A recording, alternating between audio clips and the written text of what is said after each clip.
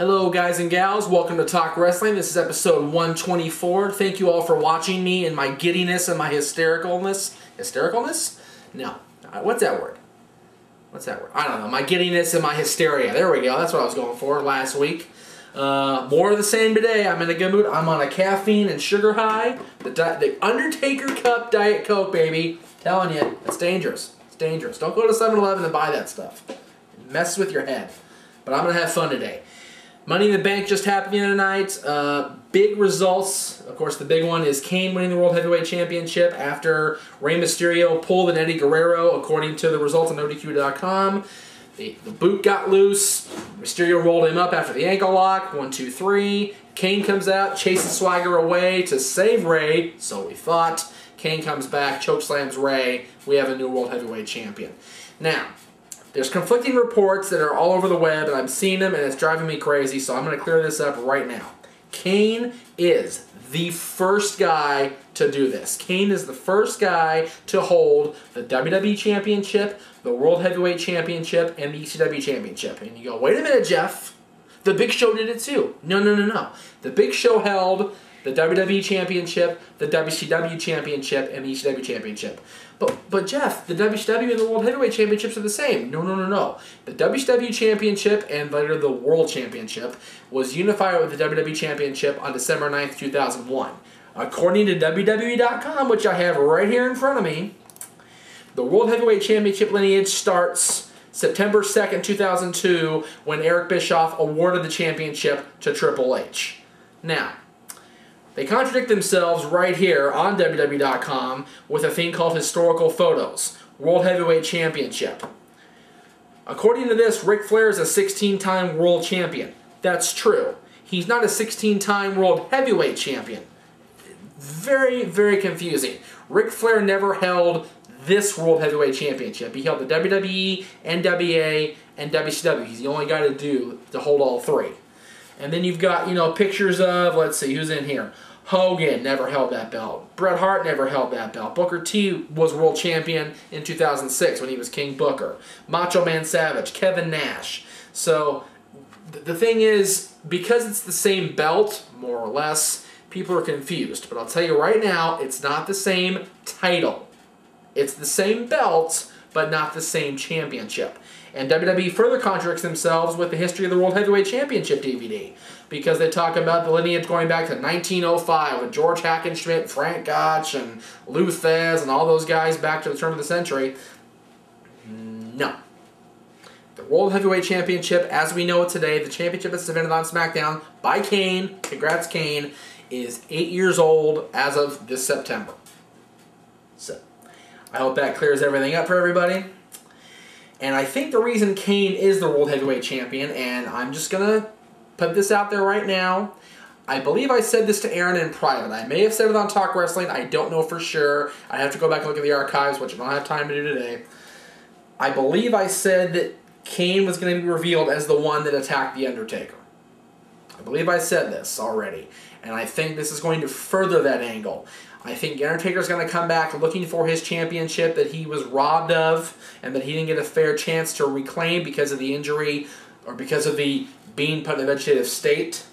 And I think that it's going to be Kane revealed to be the guy. And you heard it here first. Not maybe first, but you heard it here from Jeff Meacham. I believe that's where they're going to go with that. Besides Kane winning the championship at Money in the Bank, in the longest Money in the Bank match in history to get to the championship cash-in, Alicia Fox retained her title. The Hart Dynasty retained their championships. Layla retained her title. Sheamus retained his title thanks to Nexus interfering in the steel cage match. We'll get to more on Nexus in a minute. And John Cena, of course. The Miz. Who called that one? Who called that one, baby? I called that one. I didn't get it right. I think I called McIntyre for the SmackDown match. I missed that one. I was hoping for McIntyre because I like McIntyre, but Kane was a welcome surprise. That was cool. But I called The Miz, baby. The U.S. champion is now Mr. Money in the Bank, and I think he's going to cash it in and lose. I hate to say that because The Miz has grown on me. You know, he's grown on me ever since the pairing with John Morrison and then the subsequent stuff he's done. But I think Miz is going to be the first guy to attempt to cash it in, get the match, and then lose the championship match. You heard it here first. The Miz is going to be the guy to drop the match. Just my opinion. The next night on Raw, sorry for the nose itch. I know I haven't done that in a while. I know you guys hate that, but I have allergies. The next night on Raw, Randy Orton is the #1 contender to Sheamus' WWE Championship at SummerSlam. You'll see that August 15th, live on pay-per-view from our beautiful Staples Center here in downtown LA. And then the Nexus came out and destroyed both Jericho and Edge, which led to later in the night. I'll get to that again in a minute. Eve defeated Maurice, despite Maurice's flipping on the ropes. DiBiase went in to argue, and John Morrison attacked him with Starship Pain. Could we see Ted DiBiase and John Morrison at SummerSlam? What a match that would be. I would pay good money to see that. The 2 matches at SummerSlam that I'm hearing about so far, not totally sold on, except for one aspect. Again, I'll get to that momentarily. Sheamus has reached understanding with Nexus. They're not going to basically beat up each other. They're going to stay out of each other's way. Nexus is going to leave Sheamus alone. Sheamus is going to leave Nexus alone. Very smart on Sheamus' part, in my opinion, to steer clear of Nexus, because they are run roughshod over everybody. Miz, Money in the Bank man, attempted to cash in on Sheamus after his match with Evan Bourne, but R-Truth returned and attacked the Miz. So we might see a rematch of Miz R-Truth at SummerSlam for the United States Championship. And personally, I think it'd be a great idea to take the U.S. belt off of Miz, put it back on R-Truth. That way Miz is focused solely on being Mr. Money in the Bank. Because if you recall, RVD was Mr. Money in the Bank and Intercontinental Champion for a couple weeks in 2006, and nobody cared about the Intercontinental Championship. Nobody cared that RVD was IC Champion because we all knew that he was going to be the World Champion come One Night Stand or whatever, WWE Champion come One Night Stand or whenever he cashed it in, because Rob was well deserved of that. Way deserving of that. So for Miz to be defending the U.S. Championship and be Mr. Money in the Bank, they conflict. Miz has to focus on one or the other, and I think Miz is beyond the U.S. Championship now. So let R-Truth have it back, because I don't think WWE is going to go any further with R-Truth than the U.S. Championship. I don't think you'll see him be the WWE Champion. So let R-Truth have the U.S. belt and let Miz be Mr. Money in the Bank and do beautiful things with that. Comedy match, Santino and Vladimir over Zack Ryder and William Regal. Wade Barrett defeats Mark Henry, and then Nexus comes out to the ring and, you know, says, Cena, we're here for you, because Cena called for a meeting between him and Nexus. Cena comes out, he feigns peace with them, and then announces he has formed a team to face Nexus at SummerSlam. The team, Edge and Jericho, who Nexus attacked earlier in the night, R-Truth. I guess Morrison's not going to face DiBiase at SummerSlam because Morrison's going to be in the tag match. Oh well. The Great Khali. That, you know, for me, I think that's pretty much, we have nothing for Khali to do. Let's put him in the Nexus match. Whatever. And let's see what happens. And of course, the return of Bret the Hitman Hart. What the hell is Bret going to do in this match? Seriously. He's going to go in, throw a couple of weak-ass stroke patient punch. I love Bret. Stroke patient punches. And he's not going to take any bumps. No. No. Here's what I think should happen. And here's what Aaron and I discussed on the way here from my previous destination. John Cena is going to be the next Stone Cold Steve Austin. Well, wait a minute, Jeff. He already is. He's the top guy in WWE. No. What I mean is, Cena's going to lead the charge for WWE and Raw against this insurgent Nexus group, just like Stone Cold did against the Alliance at Invasion. And when we least expect it, bam! Cena turns and joins and leads Nexus into the stratosphere.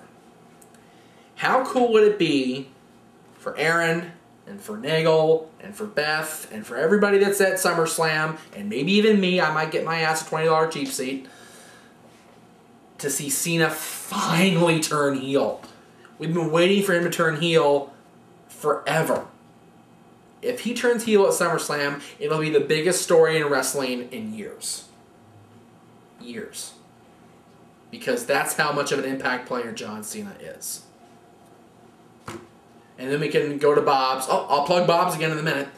But wouldn't it be cool to go to Bob's and celebrate the heel turn of John Cena and pig out on Big Boys and Fries and toast John Cena's heel turn?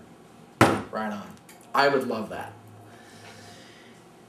The other WWE news that I wanted to note really quick, unfortunately, is Ricky the Dragon Steamboat is still in the hospital, according to Jim Ross, but he's having more good days than bad. He may go home any day. I don't remember what happened. Aaron, can you fill me on what happened to Steamboat? Do you remember why he's in the hospital? I didn't get that on my notes. Do you remember why? Aaron doesn't remember why either. Well, whatever it is, a quick recovery for Ricky Steamboat, hopefully. I hope he gets better soon. Ricky Steamboat is one of the greatest of all time, and it sucks he's in the hospital. Same goes for Scott Hall, still in the hospital with double pneumonia. We talked about this last week. But he's off IVs and oxygen, so he'll be there for a few more days and may go home. I mentioned double pneumonia being effed up. Double pneumonia is not cool. Pneumonia is bad by itself, but both lungs, oof, that's messed up. Hard Justice looks like it's going to have an ECW theme. It may even be renamed Hardcore Justice, One Last Stand, because we're talking about Impact. This probably is going to be, I'm probably spoiling Impact for you right now, so I apologize in advance. But Tommy Dreamer talks about to Dixie about having one last chance to do the one night stand the way they want to do it. So one last stand instead of one night stand in TNA. They've already contacted several former ECW stars. I heard Bill Alfonso's been contacted. Rob is there already. Wouldn't it be cool to see Rob managed by Bill Alfonso at Hardcore Justice? And speaking of Rob at Hardcore Justice, the rumor is, this is just a rumor, but oh my god, it'd be so cool if it happened, Rob Van Dam versus the new effing show, Jerry frickin' Lynn. Granted, Rob Van Dam and Jerry Lynn aren't where they were 10 years ago. Rob's still in physical phenomenal shape. I haven't seen Jerry Lynn because I haven't watched Ring of Honor, and I apologize for that. I haven't seen Jerry Lynn work in a long time, but if he's anywhere near where he was in 1999 when they had their series of matches, I will buy Hard Justice. I will buy this pay-per-view. I didn't mention this last week because I didn't know about it. But Ed Ferrara apparently has been fired due to budget cutbacks, and Vince Russo is now in charge of all the writing except the ECW Invasion, which is being written by Tommy Dreamer and controlled by him. That sucks, because Ferrara was kind of like Russo's little anchor, where if Russo was going too far over the top, Ed would kind of drag him in and go, Vince, just chill, dude. Grab a Sanka, grab a decaf, just, here's some Prozac, just relax. So now it could get worse. It could get worse. A lot worse. Hopefully not. Hopefully not. And Tommy's already hurt. Dreamer's already hurt. He tore his MCL at the Monday Impact tapings. Damn, that's gotta hurt. But he promises he's not going to go through surgery. He hasn't done surgery in his entire career, and he's going to put it together with peanut butter and duct tape and all kinds of sticky stuff to make sure that knee stays together, at least through the invasion. So we'll see what happens there. Congratulations to TNA, former TNA everything, and spoiler. Congrats to TNA Global Champion AJ Styles on becoming the #1 wrestler in the world according to PWI. He is #1 in the 2010 PWI 500, so congrats to AJ. That's a huge thing to be #1 in the 500. I know PWI is not as prolific as it was back when I was a kid, but for me to be #1 in the PWI 500 is a pretty big deal. So congrats to AJ, well deserved. AJ, you the man. That's really cool. Next week on this show, Aaron and I have been talking about this, about when to make this public. So next week we're gonna have a huge announcement. Nothing lasts forever. So we're going to make an announcement next week on the show, and I hope you guys tune in. Don't fast forward through anything. Top of the show next week, we'll make a huge announcement regarding the future of this show. Also, since I plugged it last week, and I'm going to plug it next week, I'm going to plug it as long as I can, Bob's Big Boy. You can get water at Bob's. But go to Bob's Big Boy, August 15th, 9 o'clock. Up the 101 off of whatever exit it is. It's on Facebook. Aaron's Facebook has the invite. I invited a bunch of people off of Facebook. If you don't have Facebook, contact me via email. The email's at the end of the show every single week. You have my email. I'll give you my personal email right now. jdmeech1 @yahoo.com. There it is right there. If Aaron doesn't put it on the screen, I look really stupid doing this, but it's funny. TalkWrestlingNoDQ @yahoo.com. You can reach me on MySpace, Facebook, Twitter, any of those. But if you're on Facebook and you got the invite and you're a maybe, say yes or no and let us know. Because we got to call Bob's in advance and go, hey, Bob's, we're bringing 155,000 people into your restaurant. You got to clear that fucking place out. You got to clear that shit out. Because we're bringing the No DQ party, baby. We just came from SummerSlam. We are hepped up on nachos and hot dogs and WWE action. And we want to pig out on big boys and french fries. Because that's how we roll, baby. I'm talking the super big one, this huge one. Double meat, double cheese, but water, so I don't drink diet soda. Because diet soda is bad for you, kids. Especially the Undertaker cup. Don't get the Undertaker cup. Diet soda is bad. Undertaker cup will kill you. Undertaker, he's dead. He'll kill you. Anyway, Bob's Big Boy, August 15th. Tune in next week for the huge announcement. We will see you next week right here on Talk Wrestling.